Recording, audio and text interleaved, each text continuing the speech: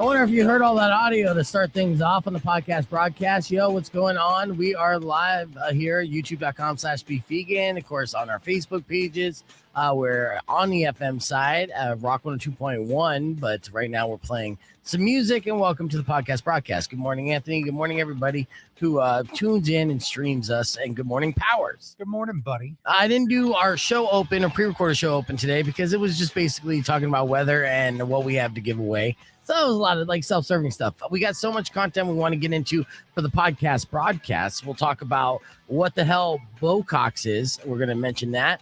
We're also, and why you should sign up for it, Powers. We're also going to be talking about Elon Musk for a couple reasons. A recent appearance and how that didn't turn out so well. Also, the new changes that's happening here at Twitter. Powers going to report on that. And this whole week, it was a really bad week for Paddy Pimblett when it comes to public perception. Now, Paddy Pimblett, UFC fighter that we were very excited about. To hear everyone on the show, once he popped up short 18 months ago. I mean, it wasn't that long ago. In fact, he hit our radar when this show was going on. So this show is about a year and a half old. So within this last year and a half, he was on a tear. You know, he came out with the weird bowl cut, the crazy eyes, and, his accent being from Liverpool, all the funny nicknames he would call people. Yeah. It was very charismatic. And we're like, hell yeah, we needed another Conor McGregor. And this was our kid. Yeah. Were we fans of, or was he going after Scousers? Is that what it was? Yeah, he was the Scousers. Yeah. He was going after Instagram. He was advocating for mental health. He was doing a lot of things that, got the public behind him very quickly. And fastly, he started becoming one of the UFC's fastest rising stars and most popular. You made me a fan. Absolutely. And, I was excited. Rico became a fan as well. We had a lot of great sound bites from Paddy. And it looked like this kid was just so charismatic, so likable and gifted and talented that the sky was the limit. Unfortunately, public perception changes on a drop of a dime. Is that the saying? Especially when it comes to the internet. So it was a rough week for Paddy. And it started with a podcast that he was on with Dana White. Now, Dana White has had a long documented hate and rivalry with MMA journalist Ariel Helwani.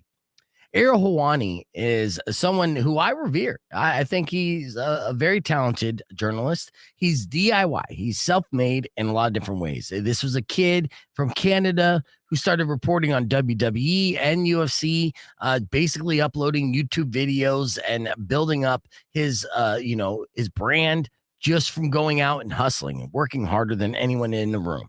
And being a professional at it. And he's won like best broadcaster 13 years in a row. Even just last week, you reminded me. Yes. Yeah. So he has earned the credibility amongst the community, both in WWE and UFC. He has established relationships with many people on both organizations, and that's been his bread and butter. And along the way, he's been hired and he's been a professional. He's worked for ESPN and other publications, and he decided to walk away from ESPN and pursue his own entity, like his own YouTube, and he realized, like, look, I could be my own boss. I could still contract and work for organizations like BT, but at the same time, the Ariel Helwani enterprise is myself, and I don't need to be underneath the corporate umbrella. Another reason to respect Ariel and everything that he does. There's a passion there, right? And why does Dana White not like him? Dana, that's harder to pin down as far as the reason why. Because as far as I can say, there's no great reason to tell you why. He just fucking hates him. And he hates him. And I'll give you here. So we're going to start things off here because I have a lot to get to. And this is not like a 2-minute radio segment. Okay. This is our podcast expose. So he's excited about talking about Paddy, and I'm on the edge of my seat and talking about it more now. I don't even know what this guy did. Okay, good. Well, and for the sake of, time and everything, I just accidentally took you out of the camera. Yeah. I did not do that on purpose. All right. So first it started with a Paddy Pimblett and Dana White talking in a podcast. Here is what Paddy said to Dana White about Ariel Helwani. Okay. And this is what set everything off. Okay. And got people crazy, or it got Ariel to respond in an hour and 15 minute scathing response. But first, It starts off with this. Adam and idiots talk about fighter pay. We get paid what you're worth. Know what I mean? Yeah. I hate all these journalists, especially the ones what earn off us. Know what I mean? Like Ariel Helwani in particular. Like he loves earning money off fighters. Yeah. Like every decent job he's had, he's been sacked from. Know what I mean? Like, and now he's just a biased content creator. Yeah. Know what I mean? 100%. And he hates on you, hates on the UFC, even hates on me now. Yeah. And it proper annoys me Oh. because he uses fighters for clicks, uses fighters to make money, and then tries to have the audacity to talk about the UFC and yourself, saying that they don't pay the fighters enough. Get your dough out, Ariel. Know what I mean? Start paying people for these interviews. What you All right, now stop right there. Real quick, if you ever want to get Dana White's full attention, talk shit about Ariel Helwani. You can't technically hear a boner, but if you could, it would sound like Dana White's being like, "Yeah, tell me more." I couldn't agree with you more. Seriously, you'll see a shot of Dana White. He's leaning into the table so much he's almost about to mouth kiss Paddy Pimblett for talking shit about Ariel Helwani. Again, if you want Dana White's full attention, you want to be on his good side, just say something bad about Ariel Helwani. That's how much hate and disdain he has for Ariel Helwani. It's nuts. You make thousands and thousands and thousands of pounds on, and I know that now because I make money off YouTube, so I know how much he earns off YouTube, off all his interviews, what he does. And you're doing it for exposure. No, you're not. You're doing it to put money in your pocket, Ariel. You little rodent, lads. Woo! I just sat back and let that go. I didn't want to interrupt. He's a massive sack of is what he is. Exactly. So that's Dana White jumping, doubling down on what Paddy had to say, and ear to ear grin, right? And it doesn't stop there. Now I'm going to show you the first strike that he did here in just a second. Rock 102.1 KFMA. It's the podcast broadcast. We're opening up the podcast broadcast today from talking about a fall from grace in popularity and the perception of the UFC fan with up-and-comer Paddy Pimblett. Sorry, my headphones cut out. Paddy Pimblett was one of those buzzworthy contenders that a lot of people compared to Conor McGregor when it came to charisma. But in just 7 days, his perception stock dropped nastily. And it started with a podcast with Dana White, which we're reviewing right now, led to allegations against MMA journalist Ariel Helwani. And then Ariel Helwani's response was classic. We're going to go through that, plus more on the podcast broadcast. We'll be back on the FM side after Muse's Will of the People, or you can join us, youtube.com/beefvegan. All right, so Questions for you. go for it. Did you send me a link to the podcast so I could see some of this? But Yeah. also, let me ask you this. What are other people's perception of Ariel? Because from what he just described, I'm like, oh, is he the Dave Meltzer of the UFC? No, he is No. not. Okay. And again, for 13 years in a row, winning Best MMA Journalist of the Year. That's one of the things. And not only is he respected amongst colleagues, but also other fighters and people like Daniel Cormier, who is a former UFC champion and also a broadcaster and announcer for the UFC. Say Chael Sonnen, another one, Conor McGregor, you name it. Okay. Yeah. People are on Team Ariel for this. Now, Ariel is one of those guys who's just been working very hard and diligently to be a great journalist and report on both sides of, just basically report what's happening. The reason why, as far as I could tell, and what Ariel will say, the reason why Dana White doesn't like Ariel Helwani is because Ariel would report on the good and the bad, right? It wasn't just one-sided. He wasn't protecting the UFC. He was reporting like he was seeing it and hearing it and doing what he can to have a little bit of journalistic integrity, right? He is first and foremost just a fan. The dude has been a fan. You could tell he's a fan. It's transparent. Is that what it is? Is he like a critical fan? Like, as a guy at Sports Illustrated reporting on the UFC, but UFC and wrestling, they're kind of over here. I've never seen Ariel Helwani be overly opinionated about somebody's performance. He's not that type of content creator and personality. He's not one of those shock value type guys. It's again, like literally it's been building up relationships and building up viewers and reputation by being a trustworthy source being honest and and backing it up. So Okay. eventually, look, an Ariel Helwani wouldn't even be a factor today if he was full of shit, because he did not have any of the backing, financial backing or corporate backing. It was literally build it up on your own. And this is why I could, again, relate to this dude to a large amount. And content and character goes a long ways when it comes to corporate entities trying to tear you down if they don't like you. If you have that content and character, if you back up and do what you say and say what you do, it's very hard to get rid of you. And that's a situation that Dana White is discovering. Because he has banned Ariel from UFC events time and time again. He continues to be invited back, even when Ariel got a job at ESPN, which ESPN signed a deal with UFC to be the exclusive streaming partner. It infuriated Dana White because this is the one guy he hates in journalism more than anything. And then Dana White and Paddy in this clip falsely claimed that Ariel was fired. ESPN actually released a statement after Ariel chose to leave saying, we wish he would stay. We want him to stay, but he chose to go another route. All right, let's go. Rock 102.1 KFMA, it's Beef Vegan Presents. As we're doing this broadcast, breaking down the public perception stock drop of Paddy Pimblett. I'm showcasing what really started everything in motion, and that was a podcast that Dana White and Paddy Pimblett was on. It's Paddy's podcast, and he was looking for a little bit of clickbait, but also talking smack about his good friend Ariel Helwani. And I say good friend because I'm going to showcase to you the history that him and Ariel have. But here is strike one as far as public perception is concerned about Paddy Pimblett. And we talked about on the podcast broadcast content of character, the value of being a good person and standing by it. And then if you're not a good person, right, eventually, if you pretend to be a good person, there'll be slips between the cracks. It will show that you're not a good person. Paddy Pimblett might be flawed in many different ways. Now, keep in mind, any cage fighter at a high level has a certain level of psychosis. You got to be nuts to want to kill your opponent in the octagon, right? Yeah. Mm-hmm. So it's not like these are all just like walking angels, okay? We know that they're going to be flawed, kind of anti-heroes in a way, but these are guys that have goals and push themselves to limits, and that's what we like about the sport. But in this situation, there's things that are unforgivable in modern day society, okay? Racism is probably a top of the list, right? And that kind of anti-Semitism. Right now, anti-Semitism is like making a comeback in the mainstream, and it shouldn't. Yeah. But here's strike one that happened with Paddy. He's talking about Ariel Helwani, and he's bagging on Ariel Helwani to obviously arouse Dana White. And you'll see that in the podcast broadcast. Here's how this continues. Check it out.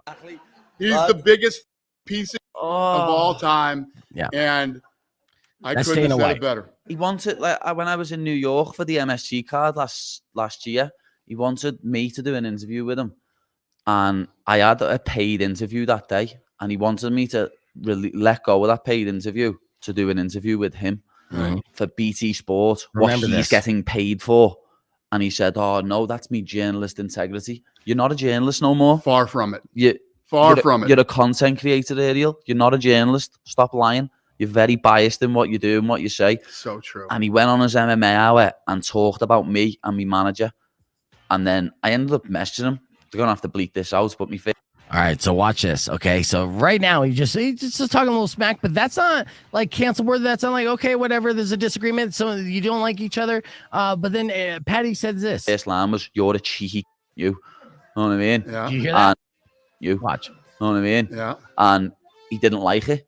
But He that was didn't my like it. first line. So okay, so here's what Paddy texted. Now it was bleeped out, and rightfully so, just in this clip. But there's uncensored because this was a podcast, right? He said, And my manager. And then I ended up messaging him. They're going to have to bleep this out, but my first line was, "You're a cheeky you." "Can you guess what he said?" Well, I'm assuming this is Ariel Black.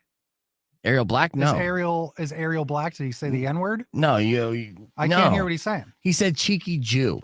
Oh, he called him. Okay. Yeah, you'll see who Ariel looks like here in a second. So yeah, so he said you're a cheeky Jew is what he said that he texted Ariel Helwani. That's strike one, right off the bat. You know, like going out with the verbiage like this and doing anti-Semitic or racist remarks and confrontation is a showcasing of a character flaw. a major character flaw, especially when you are, a public figure and your advocacy against mental health. You can't be a fighter for one great cause and at the same time add fuel to a fire on a negative in a society that most people don't want anymore. So he went anti-Semitic against Ariel Helwani. That was strike one in what was a very long week for Paddy Pimblett, but it did not stop there. The conversation will continue. YouTube.com/BeefVegan, where you can see Ariel's response to some of this. And I can't play the entire response because after Ariel got wind of this interview, he responded with receipts for 1 hour and 15 minutes. Wow. Yeah, basically called them out, and they got caught with their pants down because they were lying that bad. We'll showcase that, plus what happened over the weekend that led more UFC fans to say, "What the F?" And maybe Paddy Pimblett is not as good as we thought. We have more coming up next on Beef Vegan Presents. Keep it right here. Join us, youtube.com/BeefVegan. I'm surprised you don't know who Ariel Helwani is because he does cover. And in fact, actually, I know you know who he is because once you see him, you'll know exactly who he is because he's covered WWE so much for so long. He was in the infamous clip that went viral when Undertaker was at the UFC and Brock Lesnar just lost the fight and was walking out and then saw them and it looked like they were going to fight right there. Yeah. That was Ariel who was interviewing Undertaker at the time. Okay. So that was Paddy Pimblett calling Ariel a cheeky Jew. Now, this obviously is fighting words, but Ariel Helwani doesn't want to physically fight a trained killer, and nor should he, right? But this is Ariel responding back here. And it's just a small clip of the receipts, and he owned Dana White and Paddy Pimblett. Okay. Now this was in his MMA Hour is the name of his show. And he does this segment called On the Nose where he just answers questions. This is the only time they've only asked one question and he went for 1 hour and 15 minutes, just basically pulling up receipts. Oh yeah. Well, is that the case? Cause then you said this, and not only receipts as far as text messages, WhatsApp messages, but voicemails, audio, like there's undeniable. This guy's standing by his word and he has the proof to back it up. So here's Ariel talking on MMA Hour in response to the allegations that,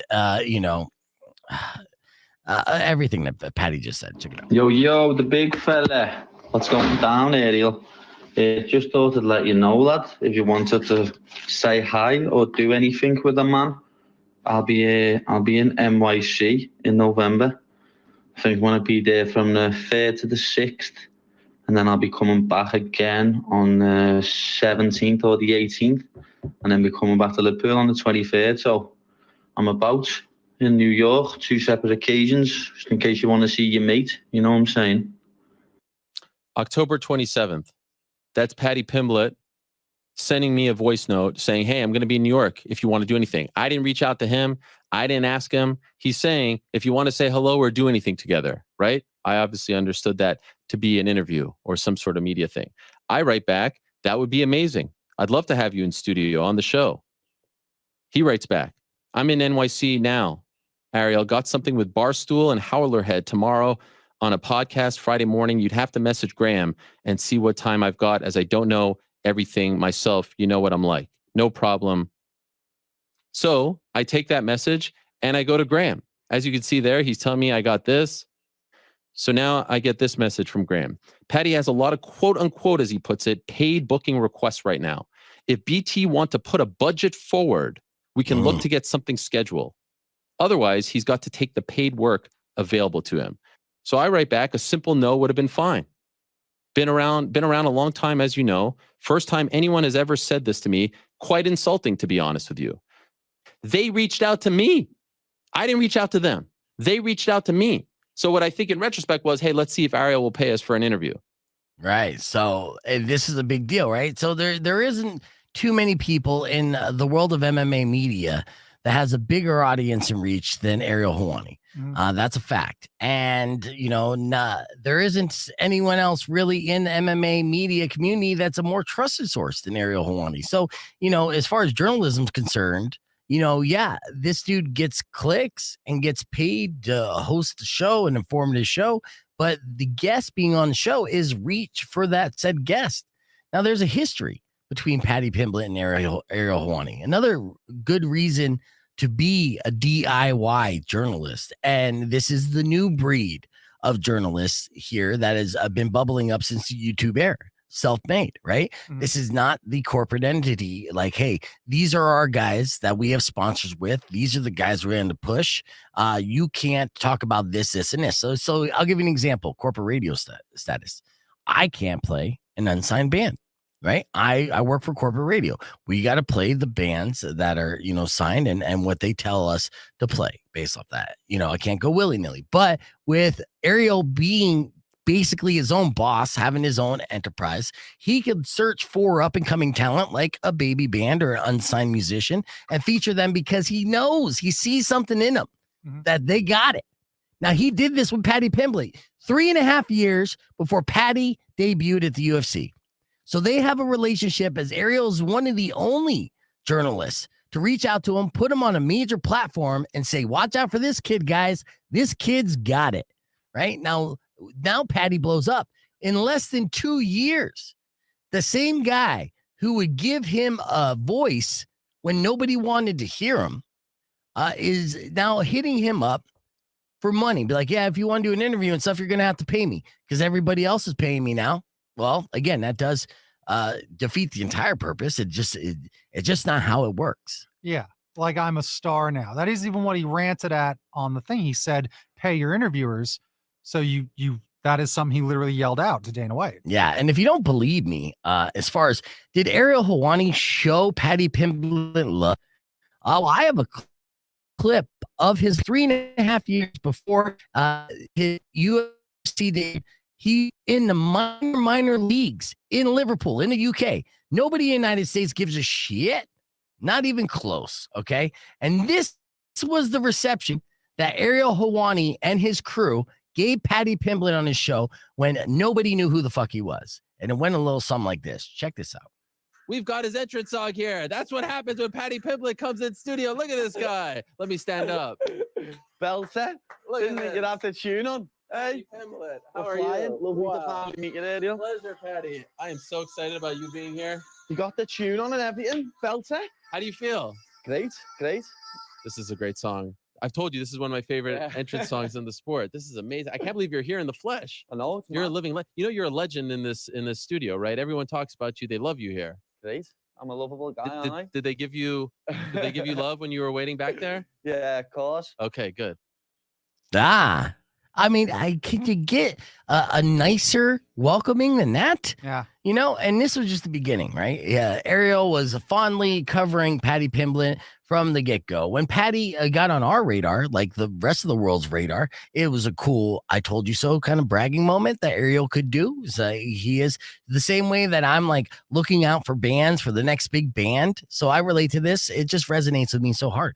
And then this band or the brand blows up and they turn around. Hey, yeah, remember all the favors you did me? Yeah, guess what? Fuck you and pay me. So that's essentially the takeaway. I mean, that's what it is. When you got a bunch of people that are now like, oh, we'll give you, we want you. Then all of a sudden you go, hey, well, how come that? You've seen it. Yes, I've seen it and it's bad. Now, okay, so with that, we showcased the history that Ariel Helwani had. We saw where initially it started and why it started, is Paddy Pimblett running his mouth about Ariel to Dana White, who has a long history of hating Ariel. So they teamed up, and then Paddy then said cheeky Jew, said an anti-Semitic comment towards him, saying that he texted that to Ariel. So all this history, all this friendship and kinship and love.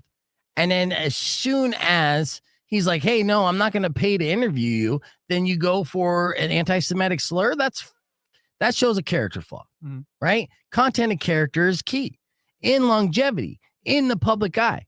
That is the point. Like, you see a lot of these stars fall from grace. It's because eventually they're being a piece of shit person gets revealed. You can't hide that forever. You could try to put on a front like you're a good person, but if you're really not, eventually the smoke will rise and everyone will be able to see it. And I'm afraid that might be the case here. And I'll give you another example. So over the weekend for the UFC event, which Paddy Pimblett was on, super hyped up. He's talking shit now. He's at a press conference talking shit. Now, fighters talk shit. That's what they do. The whole, that's the business. You say, hey, you're a fucking pussy. I will beat your ass because you're a pussy and you're ugly and you're stupid. Slow down, settle down. No, I'm giving you examples, and you need all these examples, okay? Because it'll make you a tougher person. So that's usually the smack talk. What you shouldn't do is racial slurs. Usually, yeah. Paddy again doesn't straight up say in this situation he's not talking to a black person, right? He's talking to a fighter who is mixed heritage. She's Spanish and German, I think. How to pronounce his name escapes me at the moment, but I'm not good at pronouncing names. At the UFC, they start talking, and Paddy slips out some comments. It's like, hey, talk to me like the man to man. You said something, I'll slap your face. I get at the wasting win. I walk like a king in your Are street. you talking English? What there? you did? What you Is that English for the people? Shut up. Not German or Shut Spanish up. like you're from. I'm talking in English. You hear that? You're in English. so then the mongrel, right? And then speak English. The guy is a Spanish speaking at first. So, I mean, I don't know how many languages Paddy speaks, but I'm assuming one, right? Yeah, I think barely. He's from Liverpool. Right. So and this is bilingual fighter who's a migrant and yes, He called him a mongrel. called him a mongrel, which is pointed out quickly on the internet. Super racist, right? Yes. So there you go. That's a strike 2 or strike 3 if you're counting all getting caught in all the lies. Then the fight happened. Okay. And with the fight, the worst case scenario happened. Paddy Pimblett lost the fight, but he did. but according to the judges, he won it. Right. Oh. So to everybody, I'm talking everybody, he lost this fight hands down. And it was now it's at a point where the UFC looks like they're corrupt, even more so trying to protect their golden boy. Oh. He pulled a heel move. And then after the fight, right, knowing that he probably lost, you could kind of get public perception in favor back by showing a little bit of humility, right? That's the key.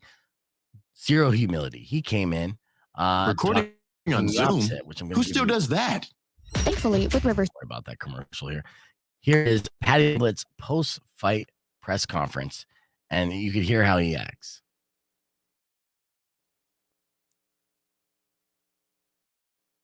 If I unmute it here.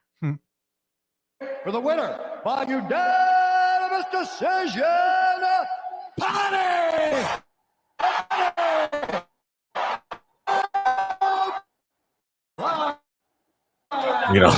They got the wigs. This is in America. We look so smart. It's great. I'm Paddy the Paddy. Paddy, that was a close one. No, it wasn't. That wasn't close. You just consoled me in the fifth. But no, You hear the what, booze? Joe? Have you consulted me manager and see how much you're paying me for this interview? His jokes fell flat. You don't think it was a close fight at all? Not at all. I won the first 2 rounds and then coasted in the third. I knew I was 2 rounds up, so I didn't want to get dangerous. And So, yes. So, no, I don't think it was close at all. The arena is booing because they feel like his opponent was robbed, and his attitude was, A, no, wasn't. I won this hands down. B, I'm going to call back the reason why everyone's mad at me in the first place and then tell a terrible joke, land flat, and the whole thing. So, within a week, this kid's stock in the public perception went from A-list to right now he's got to be in D-list for D-bag list. yeah exactly. Now he turned from face to heel Definitely in heel. 1 week. Yeah. And that's just the beginning of we'll see what happens. Plus, he's so kissing up to Dana White. That's the other thing. He looks like he's kissing his ass a lot. And that's another thing too. So if you want to be a face and you want to be the good guy, then you don't fucking make BFFs with Lex Luthor. Yeah. Right. And that's essentially what he did. Dana White's full criticism to Paddy's response is defensive And Dana White basically said this, which is pretty fucking funny. As I defend this is it's just Yeah. What are you gonna do? so there you go. That's Paddy Pimblett. That there. sounds like corruption all day. Uh-huh. I'm from New York. That's how you, yeah, what are you gonna do? Exactly. Rock on 2.1 KFMA. All right. We just broke down the fall from grace, Paddy Pimblett, on the podcast broadcast. You can see the whole thing, youtube.com/beefvegan. There was a couple more little sound bites, but we're pretty much done. I mean, after the fight, Paddy did sound like he's crying while questioning why people don't like him anymore. I'll share that a little bit later on. But first, I got some strange news I want to share with you here. Now, this is not a euphemism, Powers, but a woman did give a neighbor a head instead of sex toys. And I said, just so I wouldn't get fired. But this happened in Spain. A woman named Carmen has been convicted of giving her neighbor a head, literally. As in, she's been slapped with a 15-year prison sentence for the murder and decapitation of her husband. Reportedly, she gave her neighbor a box, telling her neighbor that it was filled with sex toys. So here you go. Here's a box full of used sex toys. Which they're like, no, thank you. I'd rather have a decapitated head. And then they open it up and like, decapitated head. At least it wasn't a used dildo. Jeez. Yes. So rather than that, the box had the head of her dead husband. Now, here's where it got stupid. Go on. Apparently, her master plan was to point the finger at the neighbor for the murder. Oh. Yeah. So it's like, all the evidence is right here in this box that I gave to the neighbor. Clearly, that plan didn't work out. 15 years in prison. So I guess moral of the story is you can cut off your husband's head in Spain and only serve 15 years. That's what I was just going to say. Mm-hmm. All right. And speaking of stupid criminals overseas here, police in Germany are asking the public for help to crack the case of the missing bull semen. This is a big deal. Yeah, I know. I'm just laying it on you today, huh? A lot. Yes. So you heard that right. At some point around a week ago, someone with sticky fingers broke into a local farm and swiped around 60 containers of what they call moo goo. Now, cops are still unclear how the robbery went down, but there's a concern that the bovine batter won't be handled properly. For the steer squirt to be effectively. Oh my God. I'm sorry, I was so high when I was writing this. I can't help. Hold on. All right. This has more puns than anything. I know. I had to move on to something else, or is that in there? No, I don't have that. Okay, good. Yeah. So, for the steer squirt to be effective for insemination, it needs to be super cooled at minus 320 degrees of Fahrenheit through the use of liquid nitrogen. And now you know. Okay, so that was it. See, I was done with the puns. That was utterly terrible. See, look at you're adding to it. It's fun, isn't it? Ugh. All right, we're keeping the conversation moving on to podcast broadcast. You can join us there, youtube.com/beefvegan, or stick around because coming up next, a lot of changes are happening to Twitter. Luckily for us, Powers is here to report on it. All right, clear. All right, so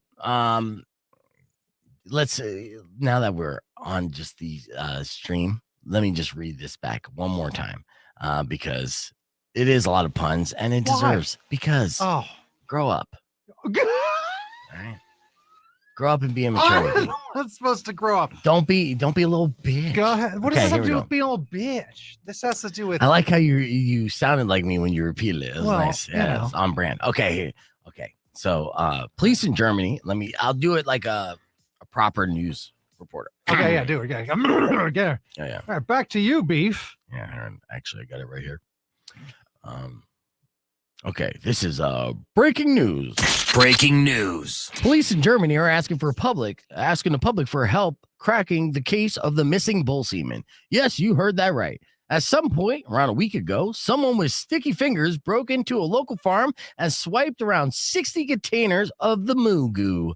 Cops are still unclear how the robbery went down, but there's concern that the bovine batter won't be handled properly. Bovine batter. Wow. Come on, bovine batter was a good one, right? Divine Bovine is an excellent burger shop, by the way. They don't want that endorsement there at all. That's fair. That's fair. I don't blame them, honestly. Nobody beats their meat. I'll tell you. All right. So now, Todd, I'll invite you. I don't know if you obviously didn't. I think you came in late on the Paddy Pimblett expose. Maybe you didn't like it, and that's fine. And it ran long with audio, but I did spend a bunch of time researching and try to present a decent case as to why the public perception of Paddy as went down as much as it did, and to see what side you guys were on after seeing all this. Now, Jared Gordon, his opponent, said that he got robbed. Everyone agreed with that. Dana White's response, I played for you. And then after the fight, Paddy did sound like a whiny little bitch. And I do want to air that before we get into this next segment. So this was, again, just kind of the cherry on top for the public perception of being liked, charisma, and being essentially his entire stock. So people aren't going to pay for interviews if people don't want to hear this guy speak. That's a fact, right?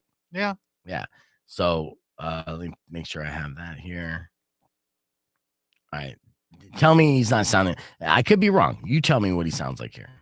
Happy to be joined by Paddy Pimblett, the winner of this evening's co-main event against Jared Gordon. It seems like you come back here and you're already defending yourself, because it seems a lot of people believe this was to be a robbery. I thought it was a very close fight.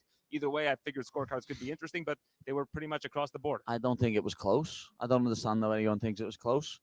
I easily won the first 2 rounds, and then the third round, I coasted because my ankle was very, very sore. My ankle, I think I'm gonna need something doing to this ankle. It doesn't feel right. So as soon as in the third round, he pushed me against the cage. I had no urgency to get off it. He wasn't landing any damage. I was the one landing the strikes. I don't think he got me down. I ended up taking him down. I think he landed one significant strike in the third round. So I don't understand. People just don't like me, lad. You know what I mean? People just want to score a fight against me. I'm a nice guy. You know what I mean? Why does everyone hate me? You know what I mean? Let's start with saying anti-Semitic and racist comments and conversations, and then we'll work our way backwards. If we eliminate that part of your smack talk, I think that's a step in the right direction to get people to like you again, right? Because you don't want the wrong type of people to like you. Oh, I like that guy who called Ariel a cheeky Jew. Well, was he always kind of divisive? Like, are you either like, I like this guy or I don't like this guy? Am I divisive? No. Paddy in general. Like, as far as the UFC fan base. No, I mean, the hardcore are, the hardcore fans are more like, I'll believe it when I see it kind of thing. Okay. So they won't buy into the hype, which I can understand. But, it was undeniable that he was box office. It was undeniable that he was entertaining. And his presentation, not only his interviews, but just his entrance getting into the ring, the crazy eyes he would give before he'd go and fight, and then winning in a dominating fashion. At the end of the day, you have to win. That's how people like you. And you keep losing. Only Nate Diaz has a successful losing record where he just loses in such an entertaining fashion that people just love the guy. Well, right? Being so full of yourself can go either way. Well, especially the fan base. You either like, yeah, that guy, he does that. Like, he's so full of himself. Right. So there's that. So I don't know. It's interesting to see, why don't people like me? Well, how liked was he before? Super liked. Yeah. Liked enough to get fast tracked in a way that most fighters do not get. Like I said, he debuted in the UFC less than a year and a half ago. He's already on the main card and co-headlining, co-main eventing. That's a fast track. That is his Instagram numbers, social media numbers, his click rates, all those things, matter in the fight game and the business. And he was one of the UFC's most prominent rising stars, without a shadow of a doubt. And, him being protected in this last fight, so it seems, it's going to take away from a little bit of the public perception, but people are still going to want to see him fight. Now, it's really interesting to see what happens in his next fight or two. And I didn't even mention the Jake Paul bullshit that happened in between that week when Jake Paul's trying to call him out on the fight. So he's there. People know his name now. And that's a big deal because how many fighters in the UFC can you name currently? Yeah, exactly. I'm not a fan. Yeah. I understand that. But see, I think a lot of crossover appeal there. Paddy Pimblett is a star that I think a lot of novice UFC fans know the name of, present company included. I'm not an expert by any means. And I'm not even going to tell you who won that fight. I'm just telling you the public perception that I saw overwhelmingly stated that Paddy lost that fight and was protected by the judges. That's how it claims. So to hit the reset on that, earlier this morning, we talked about the latest beauty trend for men. It's called Botox. It goes a little something. Welcome back to Beef Vegan Presents. I'm very excited about this. Okay. Women have had, and I say women, but it's not just women. Let me rephrase. Women in Axl Rose love them some Botox, right? They do. Right?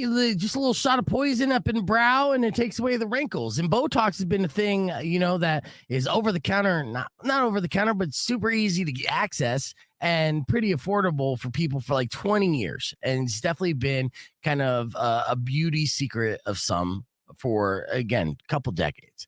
Well, there's new ways to use Botox and it's actually helping out dudes. Yeah, and this might be the wave of the future. Now, you heard of Botox, 20 years. It's been proven that poison injected in your face is pretty safe.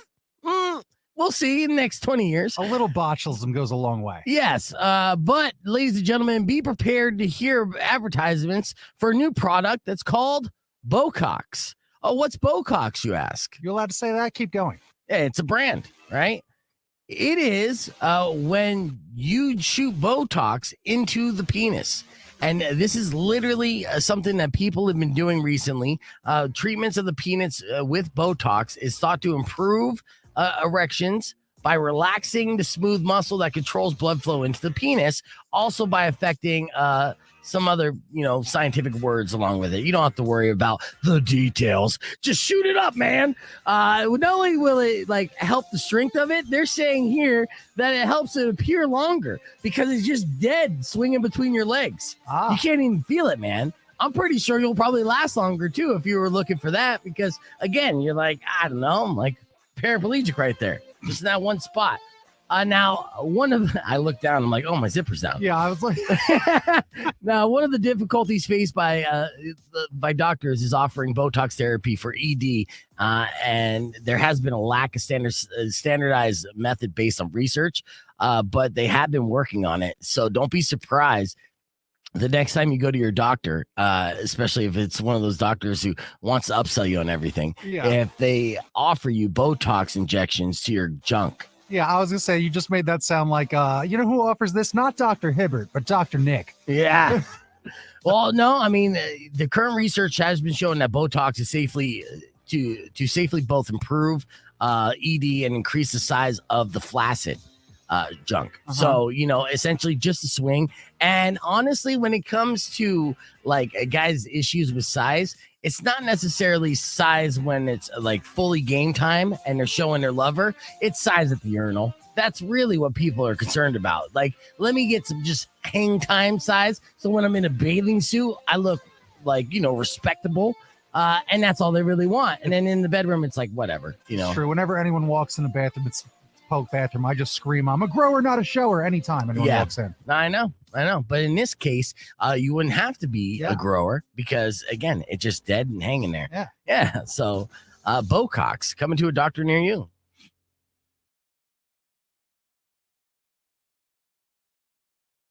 I get it. A lot of dick-centric stuff today. Just me and Powers, we had our dicks out this entire time. We're sitting down. It's not weird.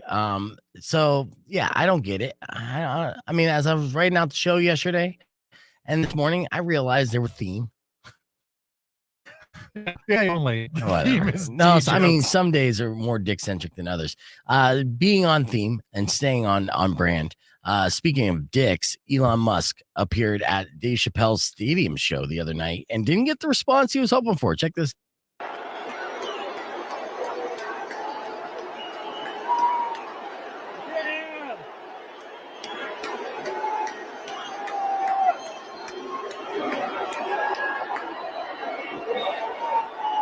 That went on for over 10 minutes.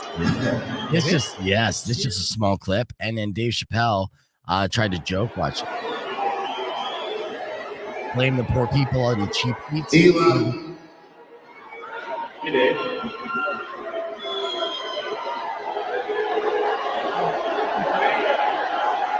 No, it's not. Controversy, buddy. What expecting this, will you? It sounds like some of them people you fired are in the audience. That's a good joke. Yes, well, that's a good joke. But the internet and Twitter did not respond kindly to both Elon and Dave Chappelle from that 10-minute booing ovation. Amazing. How's that gotta feel, you know? Let's see. Rock 102.1 KFMA. Welcome back to the podcast broadcast. We just showed the clip on Twitter going viral of Elon Musk getting booed for 10 straight minutes at a stadium show that Dave Chappelle was hosting. I think it's the Dave Chappelle, Chris Rock co-headlining stadium show. So this was in San Francisco, and Elon Musk was brought on stage, and 10 minutes straight they booed, and Elon didn't know what to do. And Dave Chappelle tried to make jokes to lighten up the scenario, and some of those jokes turned into almost attacks on the people booing. It was not a good look for either men. Yeah. Yeah. I think that's terrible for Dave. I mean, it just makes him look elitist.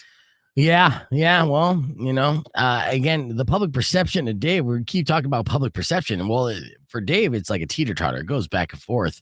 I am still not anti-Dave Chappelle by any means. He's kind of bulletproof with it. He handles it. You know, and is out in front of it a lot. Yes. Yeah. And aware of the words he uses, unlike Patty, just throwing out words. Slurs. Yeah. But speaking of Elon Musk and Twitter, of course, obviously there's been terrible decisions being made at Twitter headquarters over and over again, infuriating the internet and Twitter stock holders for sure. But there's going to be more changes today, right? Today is the day they're re-rolling out the blue check thing. So we could be Wonder Woman verified? Yes. I'll do that right now. So they're re-rolling that out, and they say they've cracked down on the process.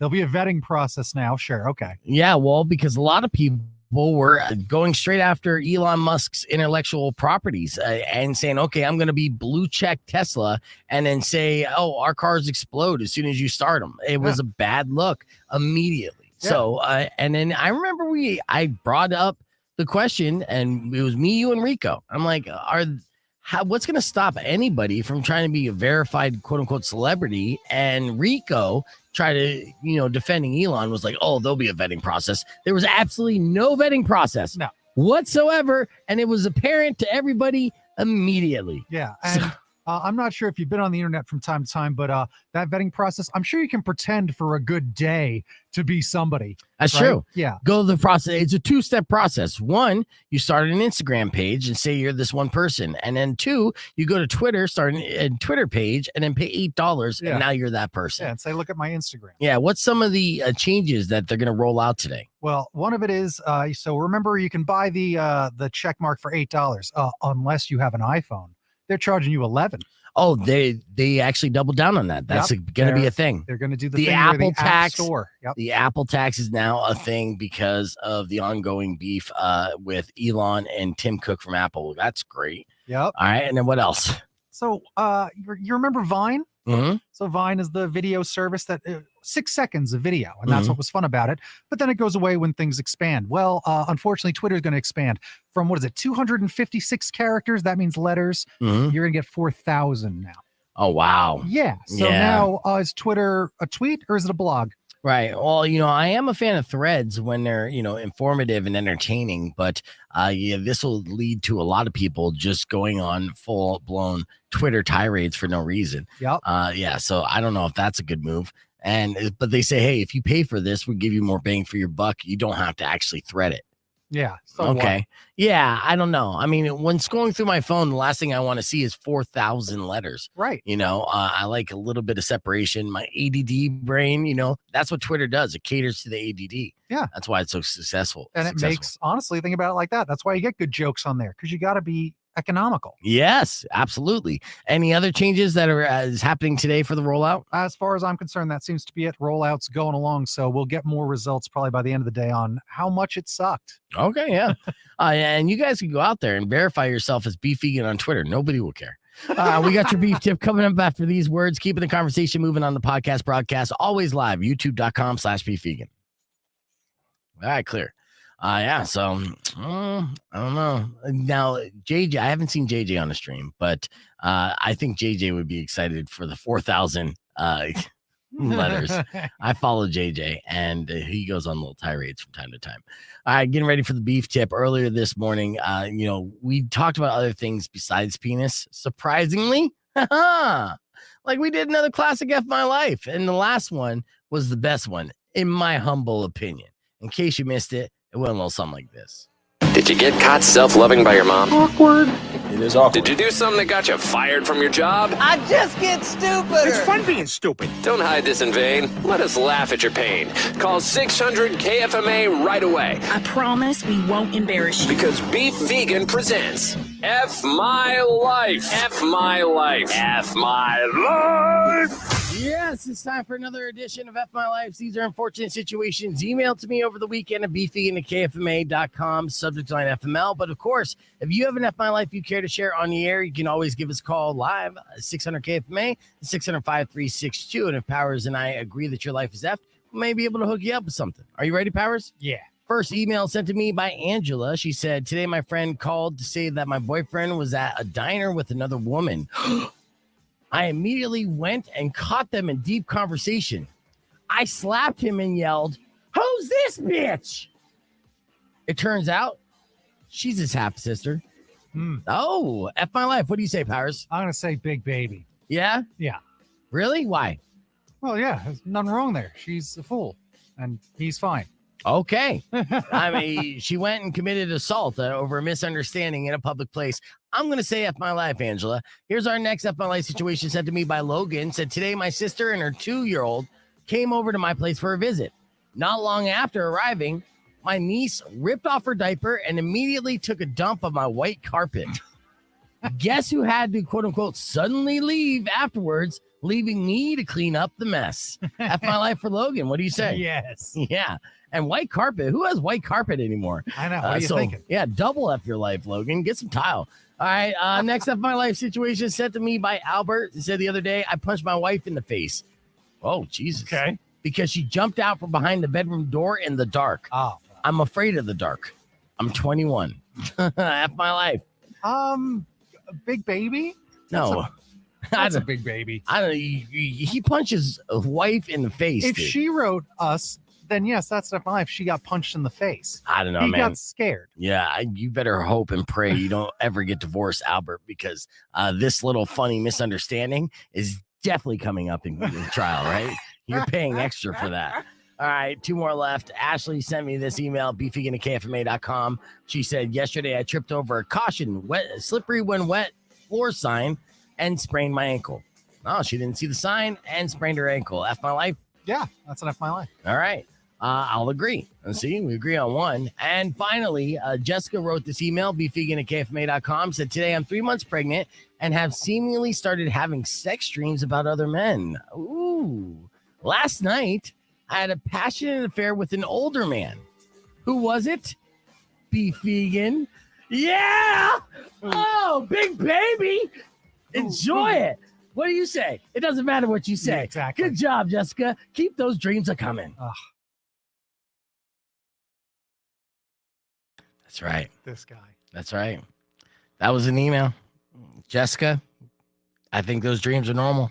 I think a lot of people who listen to the show, Todd Marley included, Powers included, Nick not included, Do you know Anthony what's not included, Manny not included, Dre definitely. You know what's funny? So I was gonna tease you when you had the gals on, you had Yaz on here, right? Yeah. And you got all creepy, being like, "You have a dream of me," and this and that, and because there's two girls around. Yeah, so you but get all no. creepy. First off, I know your pals. Yes, they're pals, but let me get into it even more. My girlfriend watched it, and even Weirdo and Yaz afterwards agreed that I wasn't being creepy whatsoever. I was actually being really cool.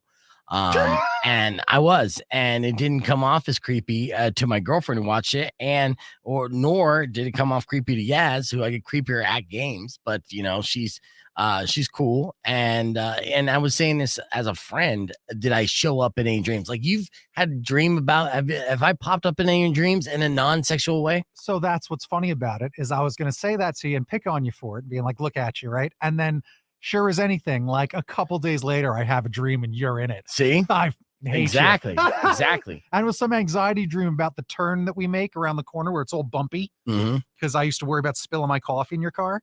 And it was a dream about that moment, and you being like, you know, if you just this and that, blah, blah, blah, blah.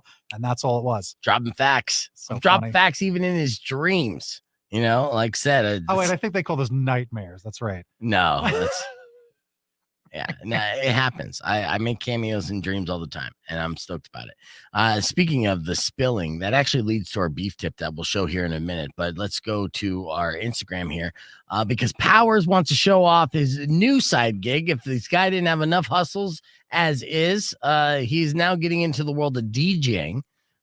Which I've done. I've done weddings and I've done a few things, but now I've upped my game. Mhm. Some new apps. Yeah, so here's him at the Monica. All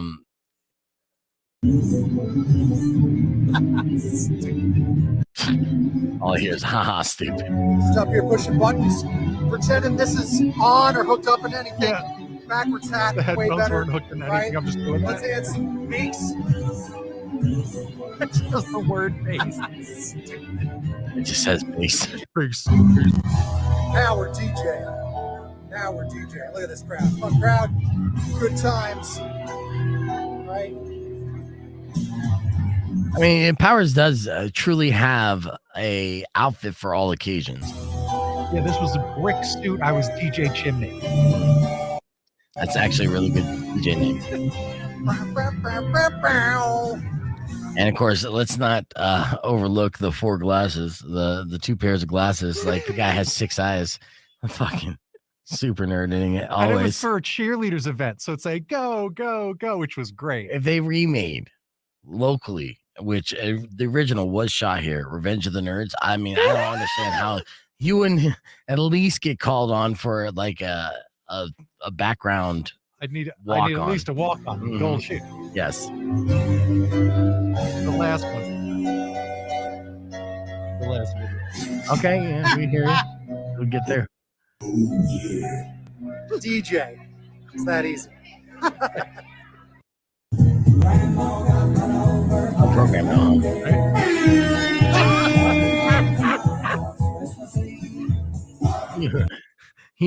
I mean, honestly, if there's any real DJs there at the Monica at the time, you must annoy the shit out of I'm them. Honestly, sure. real DJs. Even these videos.